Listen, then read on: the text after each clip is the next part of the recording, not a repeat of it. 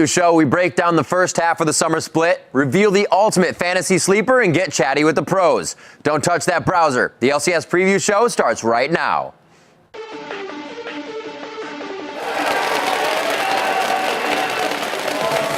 Next is actually going to go low. Finished off by the gold card. It's a triple kill for Froggen. That makes things a lot harder now for Millennium.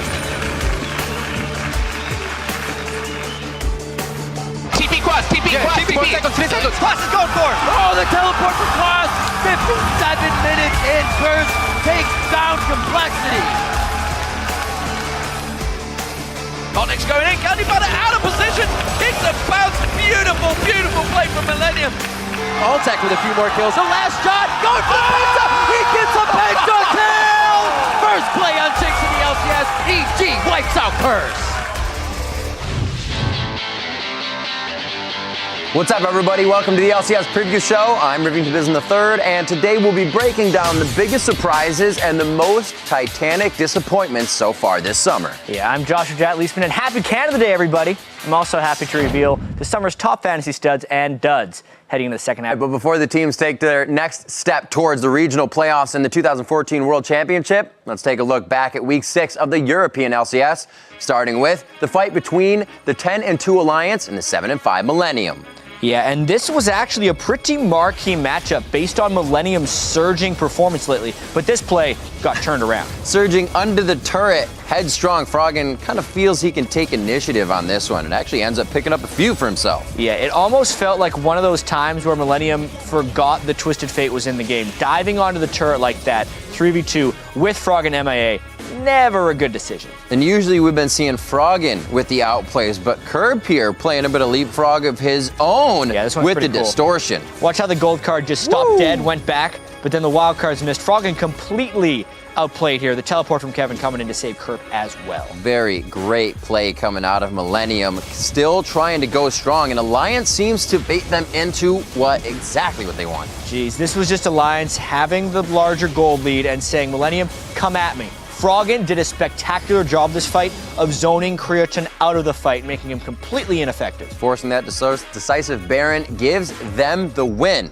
And we're now on to SK versus Roccat. A very high-tier matchup for these guys. Rockat's looking to be on the rise. SK kind of this consistent machine of a team versus Roccat, who had won 4 straight coming into this one, so it looked early like Roccat might continue. This was a very dangerous dragon though, Rib. They go low just taking it. Very good plays coming in as they grab it. Getting out though is not the easiest. Jess is on that KO coming up, helping to pick up. It's just so hard to play against SK when you think you have the lead. Things like this happen. The late game KO from Jess is giving up the kills to the dragon, allowed him to carry that gold lead into this stuff, and boy, did it get ugly for Roccat. They were able to continue dominating through this matchup and dominating win for SK despite giving up that first blood. Yeah. Really great play. Millennium versus SK, our next game to highlight. JV's Morgana helping to pick up first blood as we enter onto the Rift for this game. Yeah, and Kog'Maw was the big pick here for Candy Panda. Would he be able to get fed, and would he be able to bypass that weaker early laning phase? Early on, things were going fantastic. SK picking up a really strange extended double kill here. Yeah, it looks good when you get the first blood, but then things start to turn around a little bit. Kerp obviously makes so many plays. This time, he's the one on the Twisted Fate, trying to play like Froggen a little bit earlier, getting those kills in the bottom lane, but sneaky Svenskeren. Scary. Coming in, the Acathian surprise as well. SK just really able to pick up these little things that help them catapult themselves through the game. Yeah, a little bit worried about the Fed Kog'Maw too, with 2 kills, Infinity Edge and a Blade of the Ruin King coming into this one, but he just keeps getting locked down. Locked down indeed. Kog'Maw, that scary pick because of your escape. Yeah, you can get the damage done when you go down, but not able to pick anything up off of that. Millennium starts to gain some ground. Yeah, the fed Kog'Maw turned into the Kog'Maw that fed the enemy at this point. Caught Nex catching him out of position, and Candy Panda didn't have a chance. And that wasn't the first time. You could see that they had completely coordinated those attacks from the beginning. They were just waiting for the tankiness to get in range. The extended fight showed Millennium was just stronger by this point in the game and completely was wiping out SK. Yeah, the kicks and the Creoton giving him the win. Millennium took advantage of that immobility. We're able to take the major team fights. Up next, we are going to have Fnatic and the Super Hot Crew, 7-6 versus 6-7. Yeah, really haven't seen much success from the Jungle Renkar in the North American or European LCS. and he got caught out early here, which made you think Fnatic would be on the roll. 6 kills to 1 here. Super Hot Crew had other ideas. That looked like it was it, but Fnatic said, wait, we can re-engage. And Selfie thought the same thing as well. Coming out of the social media big plays, I'm sure everybody remembers this one. Yeah, and then the double kill with his Q plus static Shiv proc right at the end after knocking him up. That evened the game and really just gave him momentum to win. Here's the combo they were trying to pull off the whole game, though. Glacial Fissure in that last breath, and that really was the last thing Fnatic had to say about it. Look how hard Super Hot Crew is just running through the entire team. A nice exhaust on Peke because they knew that priority target needed to go down.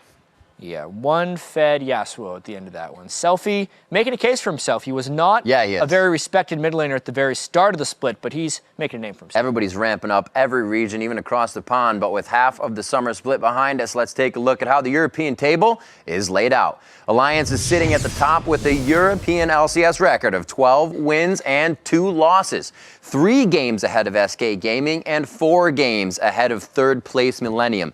Pretty crazy to think about. Now for more on Alliance's incredible summer split, I'd like to welcome Quickshot to the show. How you doing, Quickshot? I'm feeling great, Riv. Excited to get the second half of the summer split underway in a super week. I do love me some Super Week. So now coming into the summer split, you actually predicted that Alliance would win the European LCS. We've chatted about this before, but you didn't say they were going to set the record for the best start in European history. So I can only give you half credit. Oh, that's not entirely fair, but half credit is enough for half of the split, and I'll accept full credit at the end of the split. But like you've already said, their 12-2 start is the best in European history, and it's actually tied with Curse, Cloud9, and TSM for the best start in the entire LCS. Tabs is playing phenomenally. Froggen is performing like the reigning MVP, and the rest of Alliance have all stepped up their game considerably from spring. They are finally putting up these super results expected of the super team led by the super mid lane, Froggen. Yeah, speaking of Froggen, Quickshot, the spring split MVP had a record-breaking performance of his own last week against Rocket. Yeah, that incredible game on Orianna. He ended up setting the record for the fastest 300 creep score in LCS history. His new record of 23 minutes and 23 seconds is more than a minute faster than Xpeke's previous mark. But as impressive as his new LCS record is, it's actually not a personal best for Froggen because during the Season 2 World Championships against the Saigon Jokers, he last hit 300 minions and monsters in just 23 minutes and 10 seconds. It's just another accomplishment in Froggen's legendary League of Legends career. All right, well, the new king of CS speedruns and his Alliance have been the most dominating team this summer. It's not really that big of a surprise, as your pre-split prediction proves. So seeing as we're halfway through the split, I thought it was the perfect time to ask you which team has been the most pleasant surprise through the first 56 games of the summer. So the most pleasant surprise for me is probably Millennium. I think they've all leveled up their individual and their team performances, and they've got 8 wins in the first half of the split. Keep in mind they only earned 9 wins in the whole of the spring split. Plus, with their win last week against SK Gaming, Millennium is now only 1 game back from second place. I do want to put an asterisk beside all of the pleasantry, because if you compare the numbers from Millennium's spring split start and this summer's start, you can see that Kerp and crew did okay in the spring split too, but it was their dismal 4-10 performance during the second half that doomed them to relegation. So if Millennium wants to avoid a similar slide during the summer, I believe they need to work on their ability to find success on other team compositions that are not pick composition based, because I do feel a little bit of a one-trick pony. All right, so while Millennium has been a pleasant surprise, who has been the biggest disappointment for you so far this split? Okay, so I think I'm going to have to call out 2 teams, starting with Rocket. Because after blasting off to such a spectacular start in the spring split, they have crashed back to earth this summer, and they've done that very hard. Not only have their wins been completely cut in half, but remember, one of those wins was a forfeit by the Wolves, and another was against Gambit, who were playing with subs. So Rocket could realistically have been at 3-11 right now. I just think it's been a disappointment to see overpowering crew simply underperforming this summer. They were definitely one of the most exciting and interesting teams during the last split. And their lackluster showings in summer is just reminding me of the all-Polish team MYM from last year, who also started with a bang, but failed to find the fuel to continually have explosive performances. Now, while Rocket is one of the few teams that are performing bad, I think Fnatic is a bigger disappointment for me. It's not so much their record or their place on the table that's disappointing, it's their inconsistency. One game, Fnatic can look like a dominating force that has won 3 straight European split championships, but then the next week they'll perform like a bottom tier team. Take example, last week when they played against the Super Hard Crew, they got dismantled, and Super Hard Crew beat them over and over in repeated team fights.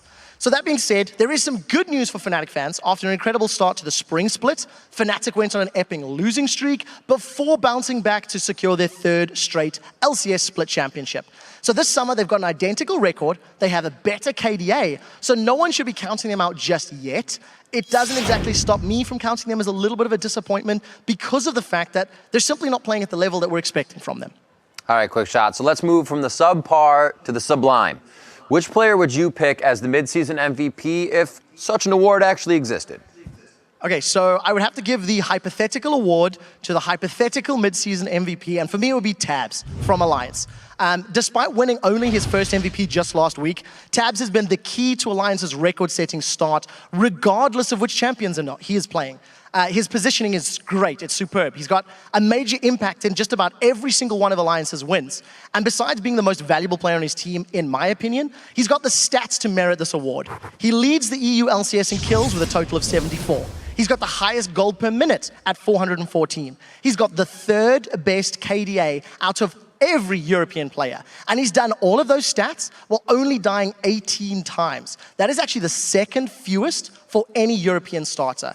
I think that if Tabs can continue to have as much of an impact for the second half as he's done on the first, Alliance are looking very good at setting a new mark for the best record in European LCS history. But they need to do it in Super Week, and we'll see if they can keep it up. All right, quick shot. Thanks for the mid-split report card. As far as your mid-split marks go, I'm afraid I am going to have to contact your parents for a conference. I'm sorry. And with that, it's time to welcome the LCS Preview Show's valedictorian to the program. How's it going, Shocks? I'm all amped up for Super Week, Riv. Me too. We just heard what Quickshot had to say about the first half of the summer. When you talked to the players, what were their biggest surprises at the mid-split mark? Well, Riv, let's start with Alliance's Wicked. The biggest surprise for him is how well Alliance is doing right now. And I quote, "I expected us to be one of the top teams and do well, but we are a lot stronger than I expected." The Super Hot Cruise Impaler, on the other hand, was surprised the most by being able to play in Wembley Arena for LCS London and getting to perform in front of his home crowd audience together with his old Dignitas UK teammate Kasing. Now in the Fnatic camp, SOAS is most surprised with Alliance doing so well in the LCS, whilst Expeke was caught off guard by SK Gaming becoming and staying a top team. Finally, Roccat support Vander is most surprised at how the NALCS level has risen recently. And I quote, "Last split you had 2, maximum 3 teams fighting for the top spots, and now it's at least 5 teams. Very exciting to watch." Then I always thought Vander looked smart. Now he's proven it to me. Anyway, on the flip side, what were these guys' biggest disappointments? Well, the biggest disappointment for Alliance's Wicked were their losses versus Gambit and the Super Hot Crew because they made mistakes in planning for those games, and they definitely prepare better for the games from then on. Now, Rockat's top laner Zazis is disappointed that they haven't been playing as well as they wanted to, and adds, "We've lost matches that we simply should have closed out and won." For Fnatic, it's their own performance up to now. Expeke refers to not being able to find their form in the current split. And the biggest letdown for SOAS is, and I quote, "us throwing so many games." And I know Quickshot agrees with SOAS, but like he said, Fnatic was able to bounce back from a similar start to the spring split. Well, all right, Shocks, time for the big award, the Midsummer MVP. Who are the players giving it to? Well, with Rockat's Zazis chose Millennium's Kerp as his most valuable player up to this point. His reasoning is that it's very hard to pick just one Alliance member because they are all so good, so he goes for Kerp. And the Super Hot Cruise Impaler agreed with Zazis on how hard it is to choose just one member of Alliance, so he capped out and he chose 2, Tabs and Froggen. In the camp of Fnatic, they split their MVP votes amongst member of Alliance as well, Expeke opting for Tabs and SOAS for Froggen. And now while Wicked also couldn't make up his mind, he's giving the mid-season MVP to Fnatic's duo lane of Reckless and Yellowstar. Because, and I quote, "No matter how Fnatic performs, they can always count on their bottom lane to do well." All right, just like we can always count on you, Shocks. Thanks for hooking us up again with all the insider information. Have a great week 7. All right, coming up right after today's edition of the LCS Preview Show, the second half of the summer split kicks off with day one of Super Week. Up first, Quick Shot's Summer Bummers take to the Rift, looking to turn their split around as Roccat takes on Fnatic. Then on Wednesday, the day kicks off with a battle between first place Alliance and second place SK Gaming. A win for Alliance would be their third over SK and mean they own the tiebreaker against their closest competitor. Super Week 7 comes to a close for Europe on Thursday with 5 more games, including a battle between the 3-time champs Fnatic and the team that's looking to be first to win the European title while not being named Fnatic. Now, for a look at the summer's biggest fantasy studs and wimpiest duds, let's send it over to Jat.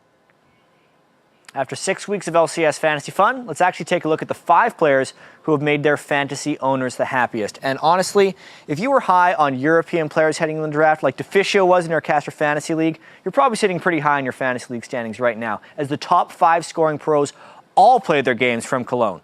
One interesting note about the number 1 player, Kerp, he was selected with the 64th pick of fantasy drafts on average. Only Cowtard was picked as a lower mid laner in fantasy drafts that were starting. So it proves how fantasy can be a fickle mistress sometimes. Also notice how Froggen and Tabs have made this list, showing how winning games typically leads to pretty good fantasy scores. Let's also take a look at the LCS Superstars who went huge in the draft, but then have not performed in the stat column. The biggest summer dud, of course, is Meteos. On average, he was the first jungler and 4th player selected in fantasy drafts, but his 196 points are the 10th highest in the jungle for junglers, meaning he should be probably riding your bench right now. The second dudliest is his teammate Balls. On average, he was the first top laner and the 10th player selected overall, but so far he's only been the 10th best top laner.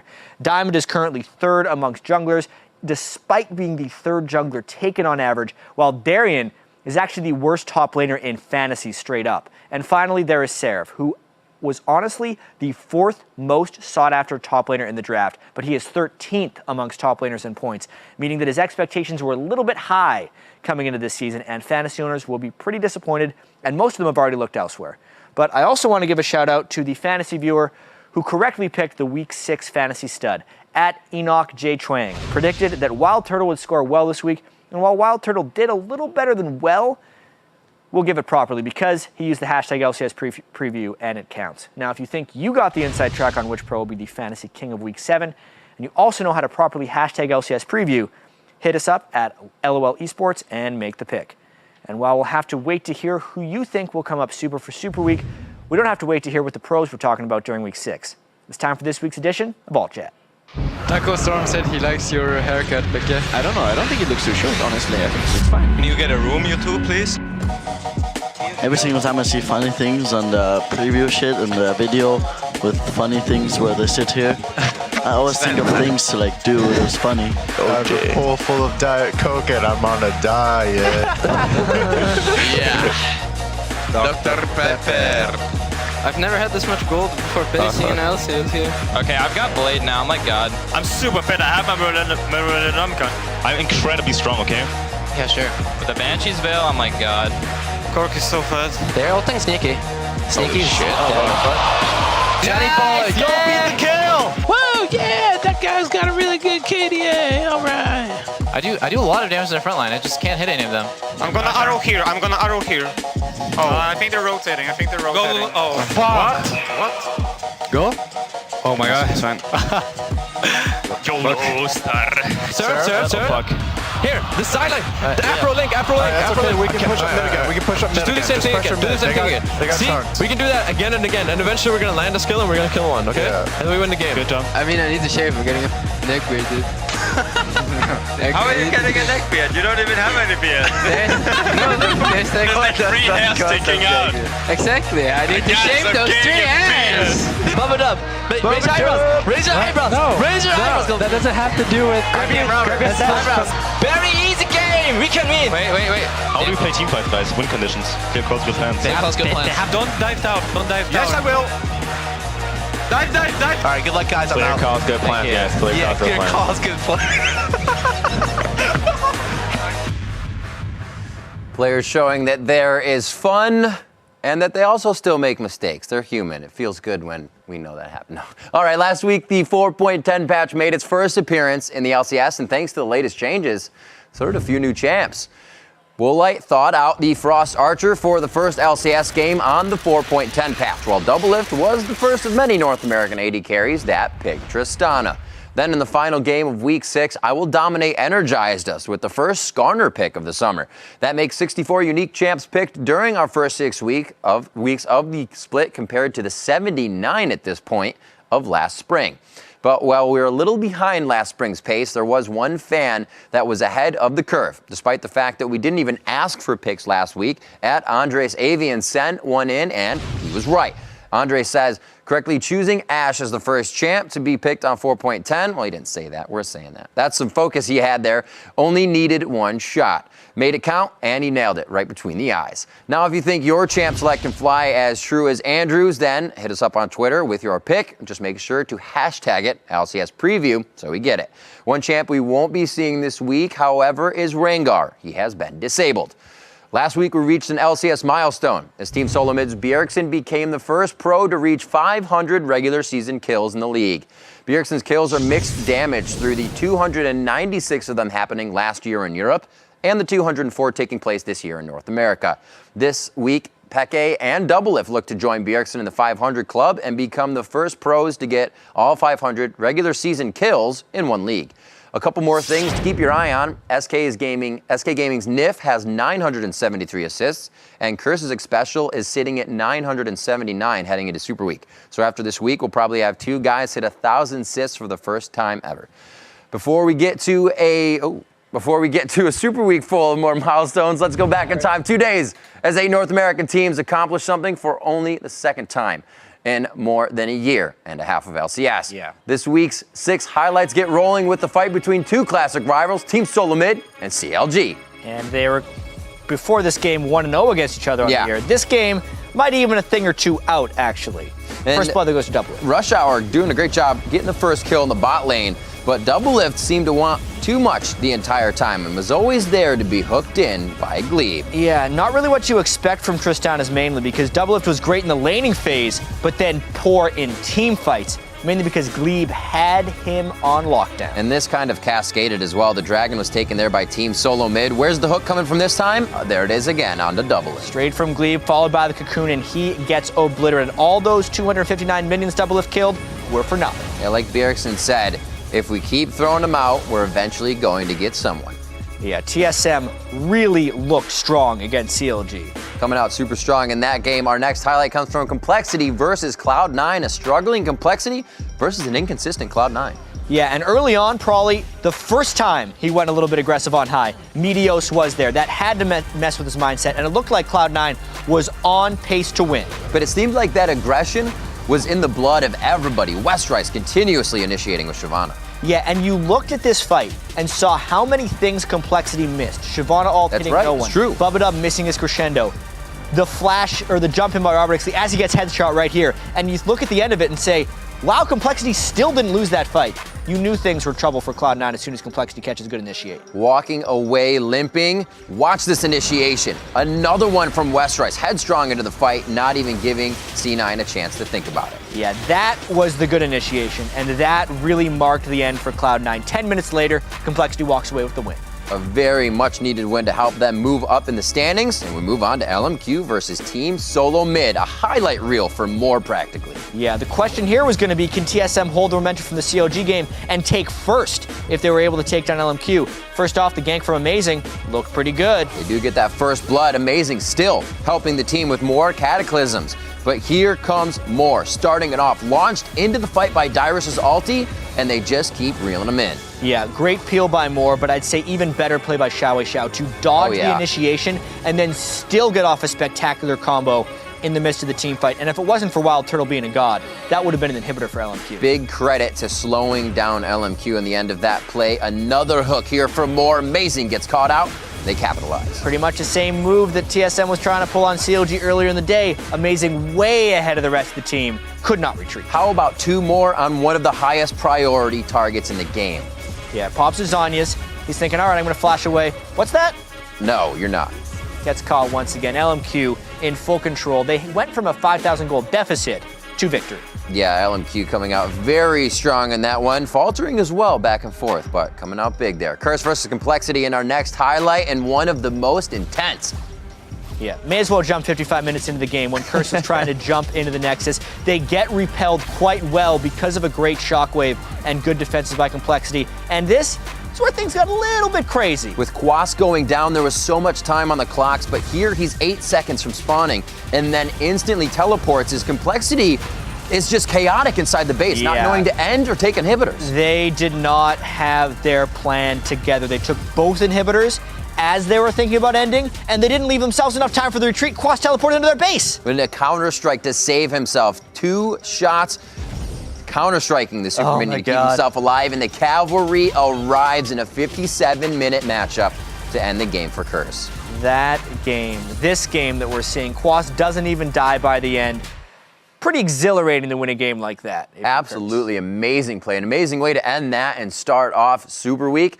Because of all the teams going 1-1 for only the second time in LCS history, and ironically enough, the second week in a row, the standings look exactly the same as they did heading into Week 6. That means that Counterlogic Gaming, LMQ, and Dignitas are all tied for first place, with Cloud9 and TSM 1 game off the pace. And thanks to their insane win over Complexity, Curse is currently occupying the 6th and final playoff spot, with Complexity and the next generation of geniuses playing much better than their records would indicate.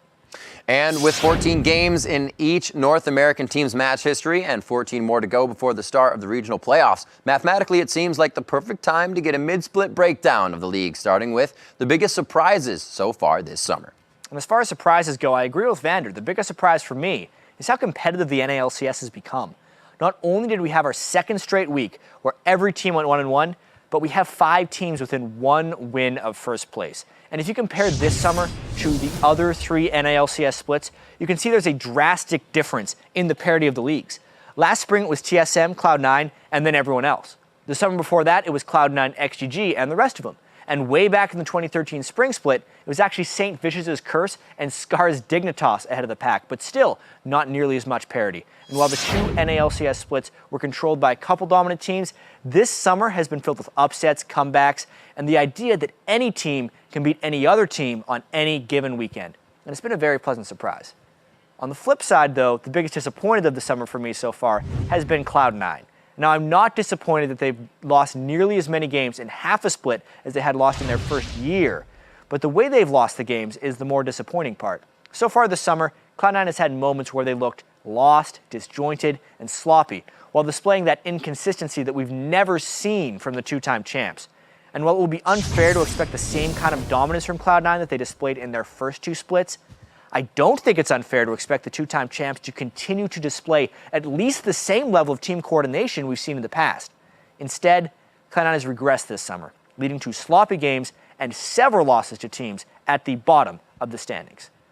But on a positive note, let's talk about my choice for the mid-season most valuable player, who is Counterlogic Gaming's Aphromoo.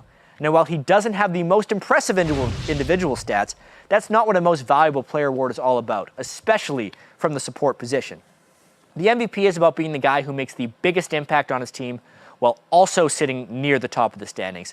And Aphromoo has done nothing but make big play after big play. And he does it all while making so few mistakes, fewer than any other support in North America. And a year ago, it would have been insane to call Aphromoo the best player in North America, especially considering he'd switched roles from AD carry to support. But halfway through the summer split, that's exactly what we're doing.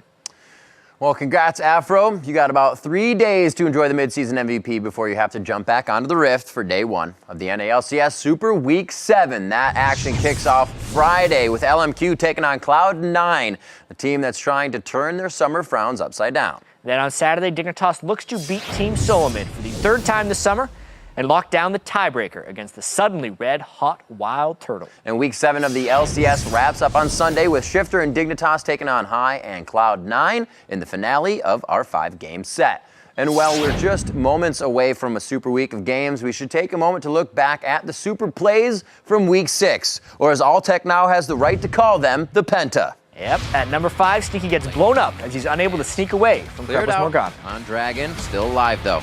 Whoa, Sneaky word! That is the 3rd time this game Krepo has hit a key binding. And at number 4, it's Wild Turtle with the fancy footwork as he picks up a double kill. They are losing this one. It's pure chaos. Ackerman even jumps in. The Silly flashes forward in the fight. Wild Turtle can put out big damage, but Kenny to 3 more members. Blade of the Rune King. He gets a double kill. Wild Turtle with the orb walk comes out huge. They think they've cut Turtle behind, but what an answer here in the duel. Coming in at number 3, Kerp shows off some fancy tricks of his own as he hops over Froggen. Oh, that is dangerous news here. Froggen actually going to run with the Ghost. Pops the Destiny as well. Gold card will actually lash down to the backside. Kerp, though, I think may go down. He dives in. Froggen's going to fall. Kevin CP saving Kerp and Froggen, and our cameramen completely confused by that one. At number 2, it's Cottonex with the quick fingers as he made a pick with the kick. Another minion wave coming in. Cottonex going in. Candy Butter out of position. Hits and bounce. That is it. Millennium could rush and turn onto this one. Beautiful, beautiful play from Millennium.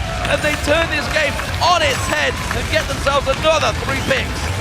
And the number 1 play in our Penta was Altek's panic kill. And they're going to be cleaning this one up. Altek with a few more kills. A triple kill to end out the game at 7-0-4 on his first Jinx play in the North American LCS. The last shot, going for the Penta. He gets a Penta kill!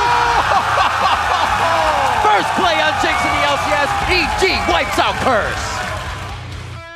All right, that's it for this week's edition of the LCS Preview Show. But before we send it over to Cologne, let's relive Curse's last hit on the Nexus. They're losing their Nexus turrets right now. They're gonna go for it. There's only 12 seconds left on the Death Timers. This is it. I have to stop them. 10 seconds. Complexity is headstrong on trying to defeat Curse right now with the Nexus turrets. They do finally get the inhibitor. Okay, we can speed them. I'm coming. TP quads. 4 seconds. Our base. The inhibitor the teleport back. Quas. Quas is going for it. He's in the base. We need what's the TP. I used it already. He doesn't have it. We're in trouble, yeah. It's might be GG. Nobody in their right mind can stop Quas. He's trying to back. I'm trying to cancel the back. Nobody on Complexity can make it back to base except for Robert. Oh my god. There's 1. There's 2. Is he on the far one? Oh, wait a minute. No way. That's going to be the damage. One last hit. They stop it. Boy's in. Here's the rest of the team. This is absolutely incredible right now. Another minute passes and the game hasn't ended. Quas is on it. 57 minutes in. Curse takes down Complexity.